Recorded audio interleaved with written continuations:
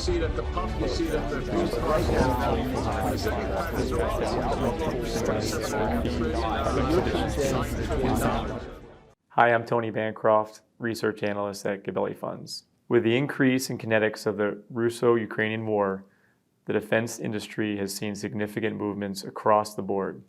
Global defense spending has increased 20% in the last 10 years to about $2 trillion annually, with the US having the lion's share with about $800 billion.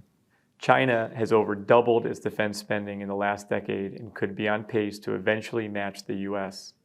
However, this number is misleading as it takes into account spending on personnel and, if backed out, would likely show much higher spending growth on procurement pari passu with the US. The US defense budget has grown about 20% or almost 4% annually over the last 5 years, driven by increased spending after sequestration in order to get back to what the Defense Department views as a sufficient level of readiness. The Pentagon estimates the US defense budget will need to grow at about 2% annually for the next 4 years in order to properly maintain current force level and future programs. However, increased deficits and spending may affect future budgets.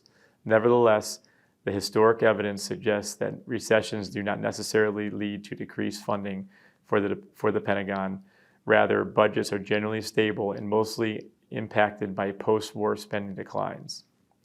Currently, we see likely strong demand for defense spending as geopolitical volatility has heightened. We see the outlook for long-term growth remains relatively unchanged as secular and structural dynamics continue to drive demand in the near to mid-term. NATO will likely look to increase defense spending with the recent events in Ukraine. If NATO ex-US were to increase defense spending to its 2% of GDP target, we could see defense spending increase by about $80 billion annually.